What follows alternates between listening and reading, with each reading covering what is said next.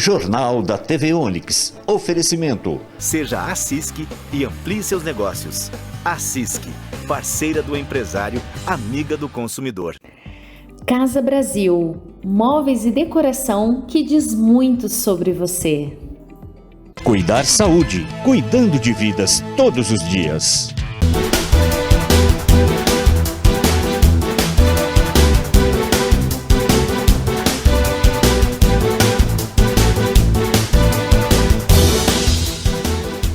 São Carlos, 167 anos.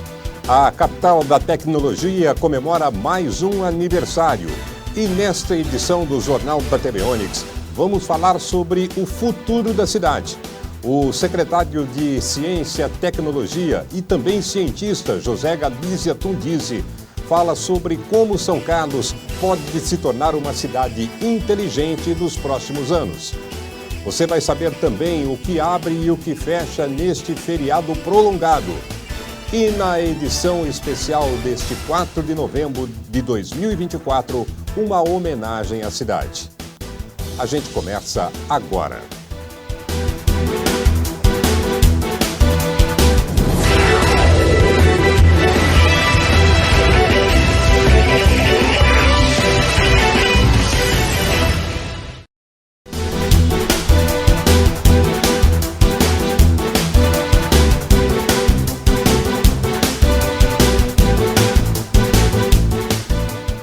Olá! Hoje, feriado de 4 de novembro, aniversário de São Carlos, o comércio não vai funcionar. O mesmo acontece com o mercado municipal e restaurantes populares. Unidades básicas de saúde e de saúde da família também não abrem hoje, retornam ao trabalho amanhã. As unidades do SAI e o setor de administração da autarquia voltam a atender somente amanhã. Emergências podem ser comunicadas pelo telefone 0300 15 20. A coleta de lixo domiciliar não sofre alterações. A Guarda Municipal e o Conselho Tutelar podem ser acionados pelo telefone 153. Boa opção de lazer para esse feriado é o Parque Ecológico Antônio Teixeira Viana, que está aberto hoje até às 4h30 da tarde. E o aniversário de São Carlos pode ter chuva, aliás, em toda a região. Veja como fica a previsão do tempo. Confira agora como fica a previsão do tempo para a nossa região nesta segunda-feira. Nublado, com possibilidade de garoa durante a manhã e a noite. Em São Carlos, mínima de 20 graus e máxima de 27. Em Descalvado, mínima de 21 e máxima de 25. Em Porto Ferreira, mínima de 21 e máxima de 25. Em Pirassununga, mínima de 21 e máxima de 25. E daqui a pouco vamos falar sobre o futuro da aniversariante São Carlos, em entrevista exclusiva concedida pelo professor José Galizia Tundizi. É já, depois do intervalo.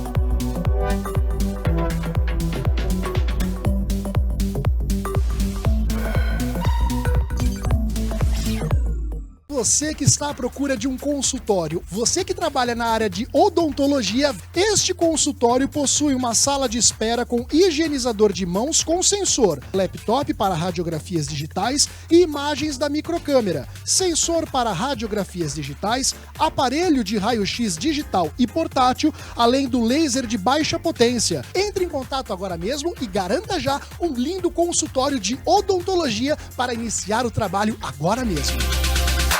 Projeto Ambientar. Transformamos os seus sonhos em realidade, criando espaços que contam histórias. Cada detalhe é pensado para surpreender, cada ambiente criado para encantar o seu sonho em ambientação, realizado com perfeição. Projeto Ambientar. Transforme os seus sonhos em realidade. Casa Brasil. Diz muito sobre você. A Pitti Contabilidade tem uma equipe preparada para oferecer às suas empresas as melhores soluções. Vença os desafios do dia a dia com a Pitti Contabilidade. 3371-2022.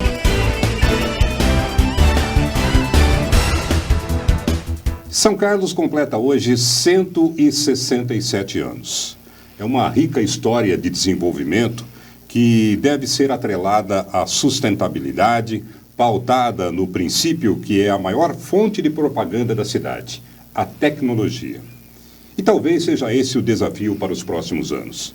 Desenvolver e utilizar corretamente as ferramentas tecnológicas em prol de serviços à população. Essa temática está bem desenvolvida em um livro que foi escrito pelo professor José Galizia Tundizi. Esse livro se chama Desenvolvimento Sustentável, ou São Carlos e o Desenvolvimento Sustentável, Presente e Futuro 2023 a 2030. O autor é um dos mais conceituados cientistas e pesquisadores do mundo, o professor José Galizia Tundizi. Nesse especial do aniversário de São Carlos, participa gentilmente do Jornal da TV Onix.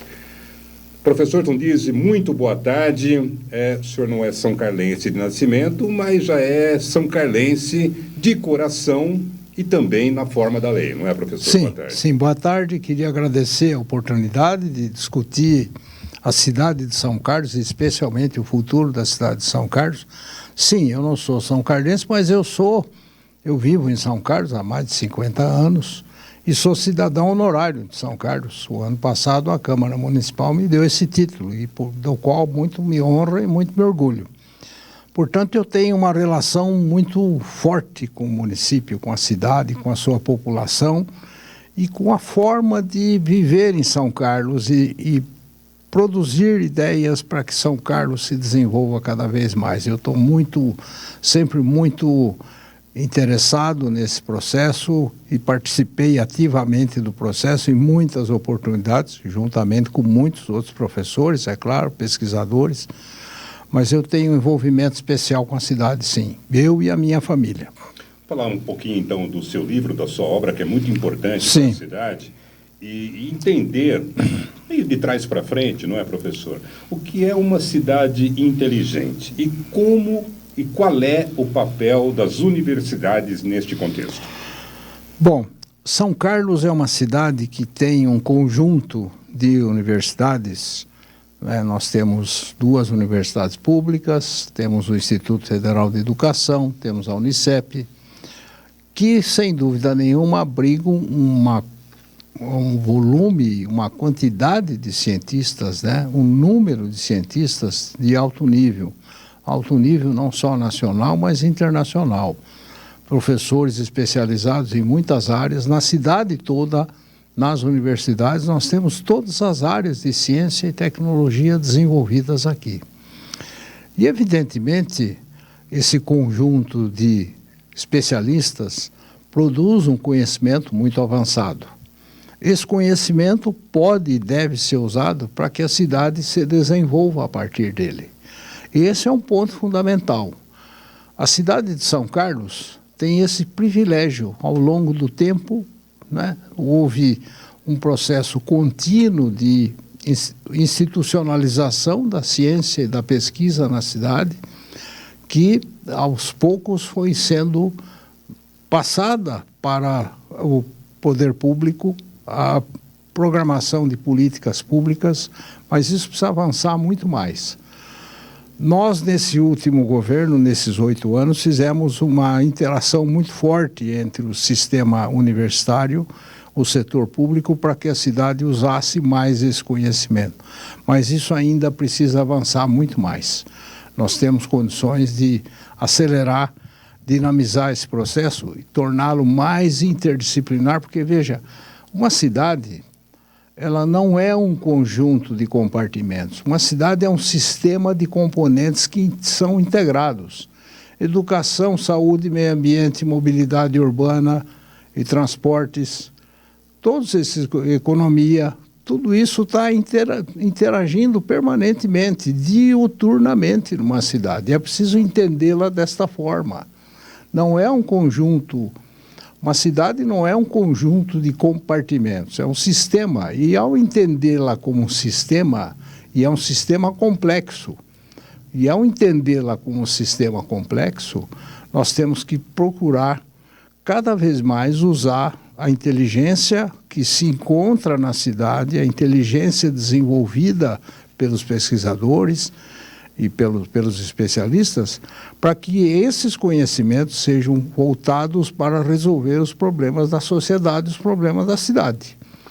Esse é um ponto bastante interessante, né? E tem uma repercussão nacional. Eu acabei de fazer um trabalho e publicar um trabalho para a Sociedade Brasileira para o Progresso da Ciência, que me pediu para fazer uma análise da institucionalização da ciência nos últimos 75 anos. Está publicado num caderno da Sociedade Brasileira para a Ciência, para o Progresso da Ciência, que se chama Opinião. Ao avançar a ciência e tecnologia do Brasil, e avançou, institucionalizou, com processos difíceis, com variações muito grandes no financiamento, mas a parte institucional cresceu. Criou-se o CNPq, criou-se a CAPES, criou-se a FAPESP, criaram-se outras fundações nos estados, criou-se a FINEP, criou-se o Ministério de Ciência e Tecnologia. Então, todo esse processo teve um papel muito importante no desenvolvimento do país.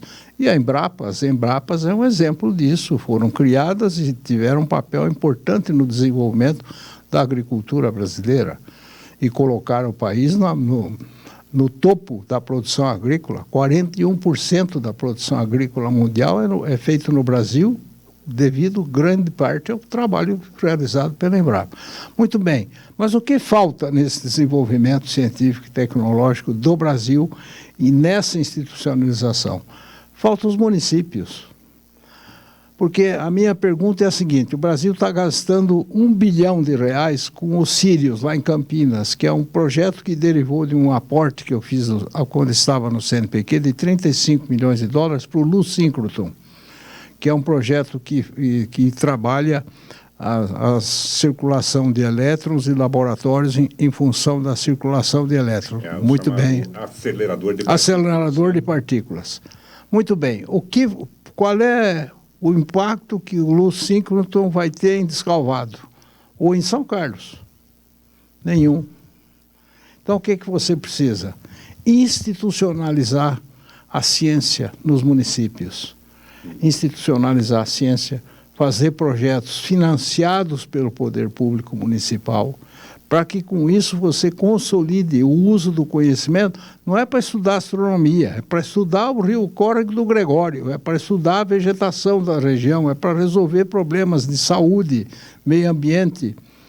Esse ponto aqui é fundamental. E São Carlos está sendo um paradigma com relação a isso, porque quando nós assumimos, a proposta é exatamente essa: você ampliar a capacidade do município de resolver seus problemas da sociedade, da infraestrutura, através da ciência e tecnologia. E quando se faz isso, não é, professor, a gente tem também um ganho financeiro, né? Ou se espera, a expectativa é de que tenhamos um ganho financeiro. São Carlos, segundo dados que estão inclusive na sua obra, apesar de ser a capital da tecnologia e ter os centros de pesquisa que o senhor já citou, tem apenas 30% da economia vindo desta fonte. Dá para ampliar isso, professor? Dá para ampliar muito. Dá para ampliar porque você tem as startups que produzem conhecimento e vendem esse conhecimento. Nós temos indústrias de alta tecnologia que pagam impostos para o município. Ou seja, você pode ampliar muito essa inversão de capital para o poder público ampliando a nossa capacidade técnica de colocar mais indústrias em funcionamento, mais startups gerando empregos. Esses empregos vão ter uma cadeia muito grande de empregos que vão ser desenvolvidas a partir dessas startups e das indústrias.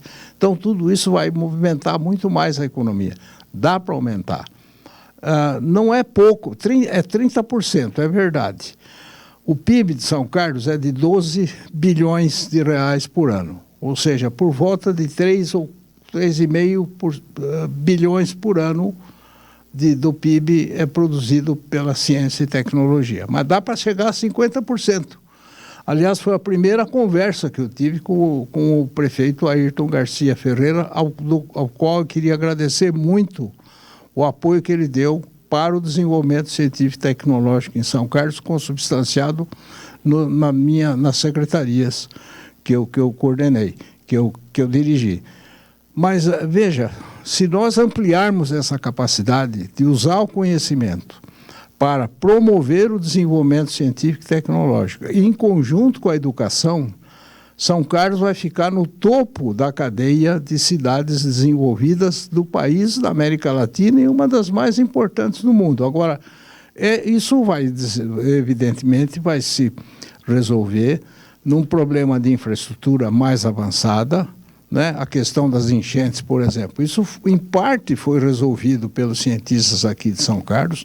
Agora já há projetos mais avançados que estão sendo realizados e estão começando a se realizar. Já foram feitos alguns projetos que avançam essa questão das enchentes, que é um ponto importante para resolver. Eu vou colocar até um parêntese, professor. Isso foi muito abordado na campanha eleitoral e no programa do candidato, inclusive, que foi o vencedor, foi Neto Donato. As enchentes, elas são um complicador para a cidade? São. Em que nível? Não são só as enchentes, eu diria as mudanças globais, porque esse é um ponto importante, porque as enchentes são consequência das mudanças globais. A cidade cresceu muito e a impermeabilização cresceu muito, mas ao lado disso você tem grandes precipitações que causaram essas enchentes. E não só as enchentes. A questão do aquecimento da temperatura do ar. São Carlos passou por períodos de temperaturas muito avançadas nesse período, temperaturas muito altas. Por isso mesmo, eu fiz um grupo de trabalho, cujo decreto saiu recentemente, com professores da Universidade Federal, da USP, da Embrapa, pesquisadores, para que o grupo se chama Grupo de Trabalho para estudar as adaptações às mudanças globais. Como que nós vamos preparar a cidade para esse futuro? Nenhuma cidade do Brasil está preparada para enfrentar essas mudanças globais, que são perda da biodiversidade, aumento da temperatura, que tem um papel importante na saúde humana, enchentes devido a grandes precipitações e, portanto, efeitos na infraestrutura, com reflexos na economia e na sociedade. Então, você precisa ter um grupo de trabalho que pense esse problema e mostre quais são as técnicas, os projetos, os processos que vão resolver o problema das mudanças climáticas. Isso já significa que é uma cidade inteligente, porque está pensando o problema e tem especialistas que vão trabalhar sobre o problema e vão produzir novas ideias. As soluções sobre isso, professor Tundizi, passam apenas por obras físicas ou ela depende de um processo educacional da sociedade? Também, não é só obra física, porque a enchente ela não atinge só a infraestrutura. A enchente atinge a saúde humana, a economia, a psicologia das pessoas também. É o que aconteceu no Rio Grande do Sul. E, portanto, você não pode pensar que o processo das enchentes seja só o impacto nas obras físicas. Ele tem componentes muito sérios na saúde humana, porque quando tem uma enchente, mistura água de esgoto com água da enchente. Isso pode causar leptospirose, por exemplo, e outras doenças. Portanto, a enchente é um processo interdisciplinar, como as mudanças climáticas são. Você tem que abordar o conjunto. Agora, uma cidade como São Carlos está muito preparada para isso, porque ela tem componentes ela tem pessoas que pensam esses problemas, ela tem condições de apresentar soluções. E é por isso que a secretaria que eu coordenei, nesses quase 8 anos, faltam 2 meses só, ela tem um papel grande de articulação. A ciência de São Carlos tem um papel grande de articulação em todo esse movimento para o futuro do município. Na área de tecnologia, no desenvolvimento tecnológico, nas questões referentes à saúde humana, na educação, todas essas áreas estão permeadas por problemas científicos que podem ser resolvidos pelos cientistas locais, pelas universidades, pelos institutos de pesquisa.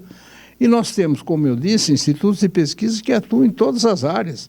Ciência dos materiais, física, química, arquitetura, engenharia, escola de engenharia, saneamento básico. Então, veja, por exemplo, nós fizemos o projeto de gestão integrada de resíduos sólidos, foi feito nessa gestão, o prefeito assinou o decreto implantando esse projeto, que foi aprovado pela Câmara, em agosto de 2020, ou seja, e quem que fez? A Escola de Engenharia, a FIPAI, contratou. Quem que fez a estação de tratamento de esgoto? A Escola de Engenharia. O nosso caro amigo Campos, que recentemente falecido há 2 anos atrás. Mas, enfim. Então, meu caro, essa questão de articular a atividade científica com a atividade econômica, com a infraestrutura, com a educação, é fundamental para o futuro da cidade. Ou seja, daquilo que o senhor está me dizendo, né, São Carlos já tem uma base fundamentada para isso, até em função da mão de obra, dos centros de pesquisa, laboratórios já instalados aqui, e precisa percorrer um caminho até 2030, que é a sua proposição no livro. Como percorrer esse caminho, professor?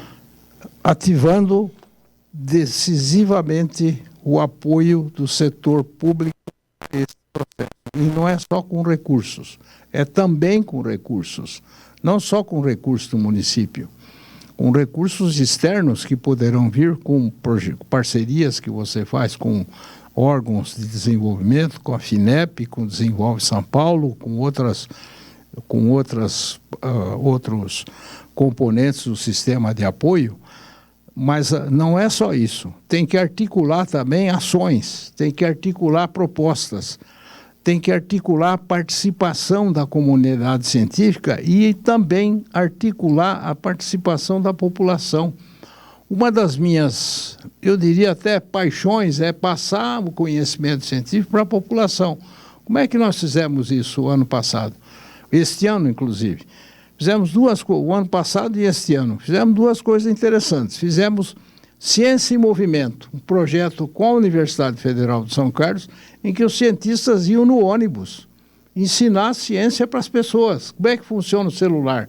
Porque grande parte da população, ela usa a internet, ela toma vacina, ela come alimentos que foram processados por técnicas que foram desenvolvidas nos laboratórios, ela fala no celular, ela tem, usa carros sofisticados em alguns casos, mas ela não tem conhecimento, não está embutido nela a ideia de que teve gente que pensou e fez isso. Então você precisa passar isso para a população. Foi feito esse projeto, a Ciência em Movimento, e juntamente com o Instituto de Matemática, nós fizemos o projeto Point of Science, que foi inventado na Inglaterra, que é você ensinar a ciência nos bares para as pessoas. Nós fizemos um projeto na Praça 15, com a Universidade de São Paulo, convidando as pessoas para entender como é que funciona a ciência.